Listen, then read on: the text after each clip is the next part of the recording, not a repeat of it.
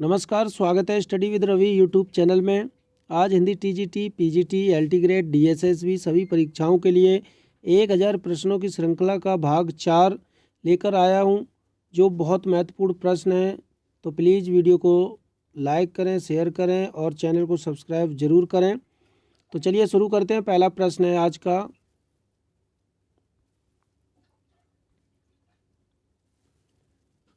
101 प्रश्न है कि चंदनवाला रास के रचयिता कौन है? जिनधर्म सूरी या जिनदत्त सूरी या विजय सेन सूरी या फिर आशुग? तो इसका सही आंसर है चंदनवाला रास के रचयिता हैं ऑप्शन नंबर डी, आशुग कवि। प्रश्न नंबर 2 है, महापुराण के रचनाकार कौन है? तो महापुराण के रचनाकार हैं ऑप्शन नंबर बी, पुष्पदंत।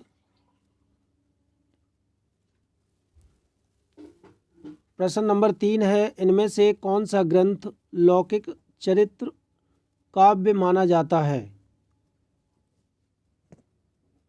तो इनमें से जो लौकिक चरित्र काव्य माना जाता है वो माना जाता है भविष्यत कहा।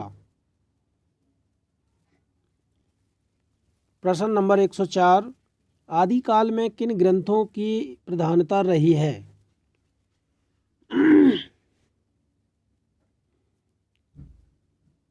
तो इसका सही आंसर है ऑप्शन नंबर सी, रासो ग्रंथ की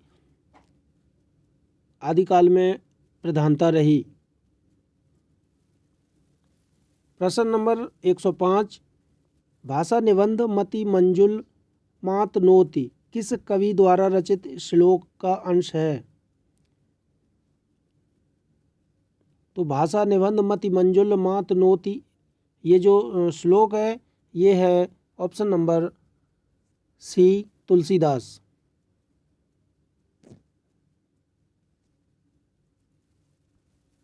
प्रश्न नंबर 106, महात्मा बुद्ध के बाद उत्तर भारत में सबसे बड़े लोकनायक तुलसी हुए हैं, यह कथन किस विद्वान का है?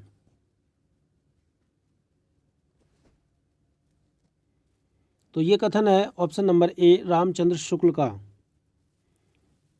प्रश्न नंबर 107, संत हृदय नवनीत समाना किसकी उक्ति है?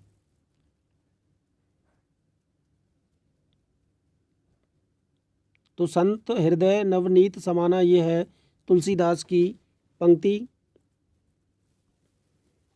प्रश्न नंबर 108, इनमें से कृष्ण भक्त कवि कौन सा नहीं है?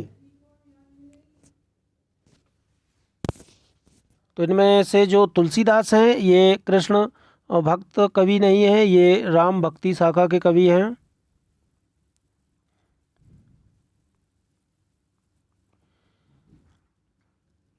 प्रश्न नंबर 109, परमानंद दास का जन्म कब हुआ था? तो परमानंद दास का जन्म हुआ था 1493 ईस्वी में, और इनका जन्म जो हुआ था वो कन्नौज में हुआ था, कन्नौज उत्तर प्रदेश। प्रश्न नंबर 110, सूरसागर के पदों का भाव अनुसरण करते हुए किस कवि कृष्ण के जीवन का चित्रण किया है?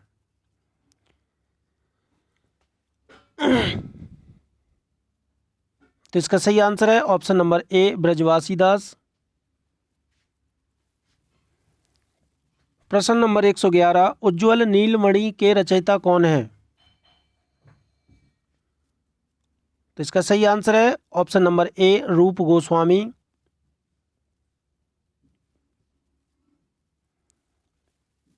प्रश्न नंबर 112, नंददास की किस रचना का संबंध नायक नायिका भेद से है?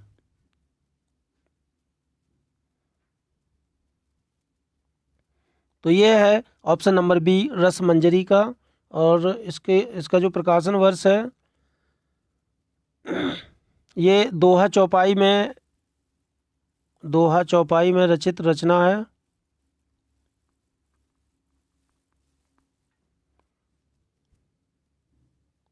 और इसका जो प्रकाशन वर्ष है वो है ऑप्शन 1550 ईस्वी।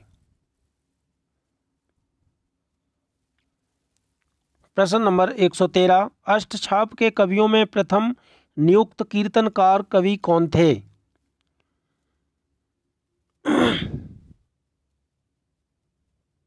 तो इसका सही आंसर है ऑप्शन नंबर डी, कुंभनदास। प्रश्न नंबर 114, नंददास का जन्म कहाँ हुआ था? तो ये हुआ था ऑप्शन नंबर बी, रामपुर में 1533 ईस्वी में।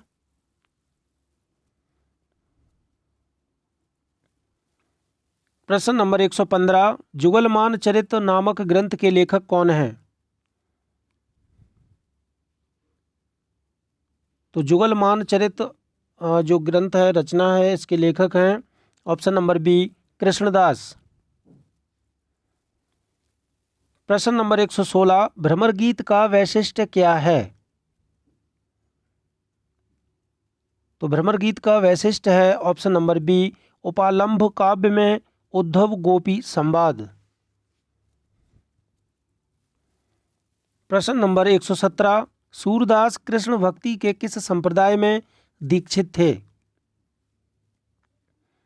तो सूरदास जो थे वो कृष्ण भक्ति की जो संप्रदाय था वो थी ऑप्शन नंबर सी, वल्लभ संप्रदाय में सूरदास दीक्षित थे। प्रश्न नंबर 118, सूरदास ने अपनी किस कृति के अंत के पद में अपनी वंश परंपरा का परिचय दिया है? तो ये दिया है साहित्य लहरी में, ऑप्शन नंबर सी।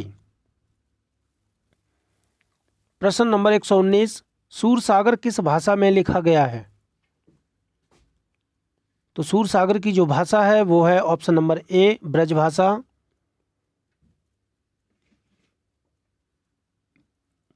प्रश्न नंबर 120, भ्रमर गीत सार में किन अलंकारों की प्रमुखता है?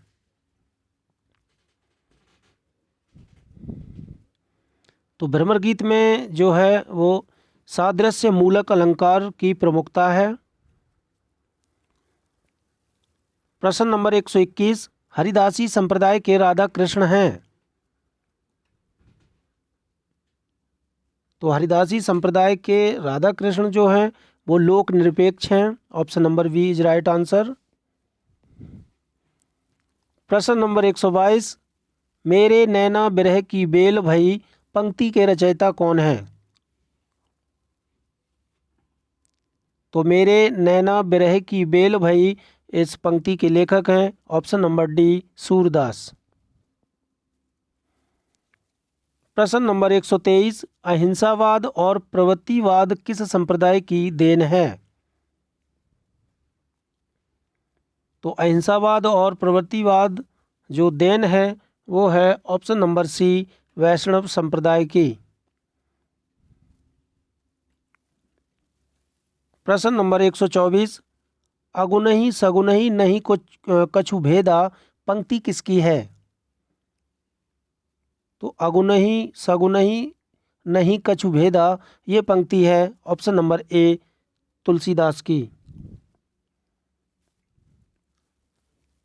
प्रश्न नंबर 125, लोक मंगल की भावना के सर्वश्रेष्ठ कवि कौन हैं? जायसी, तुलसी, उस्मान या फिर केशवदास? तो इसका सही आंसर है ऑप्शन नंबर बी, तुलसीदास। प्रश्न नंबर 126, रामचरितमानस के ज्ञान दीपक प्रसंग किस कांड में वर्णित है?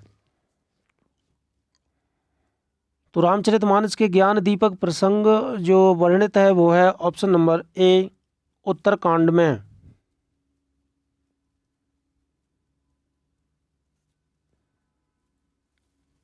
प्रश्न नंबर 127, सूरदास जी को जीवनोत्सव का कवि किसने कहा? तो ये कहा है option number A, Ramchandra Shukla ने। प्रश्न नंबर 128, तुलसीदास की किस रचना में संत महंतों के लक्षण वर्णित हैं?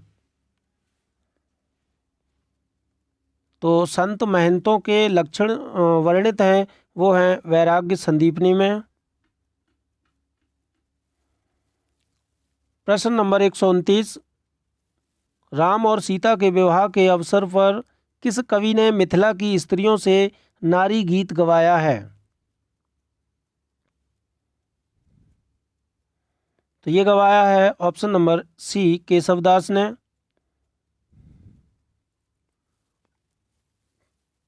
प्रश्न नंबर 130, प्राणचंद्र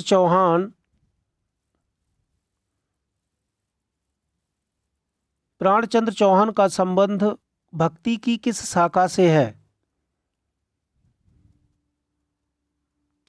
तो इसका सही आंसर है प्राणचंद्र चौहान का जो संबंध है वो है ऑप्शन नंबर डी राम भक्ति शाखा से। तो ये थे महत्वपूर्ण 30 प्रश्न अच्छे लगे हैं तो प्लीज़ वीडियो को लाइक शेयर और चैनल को सब्सक्राइब जरूर करें। Thank you.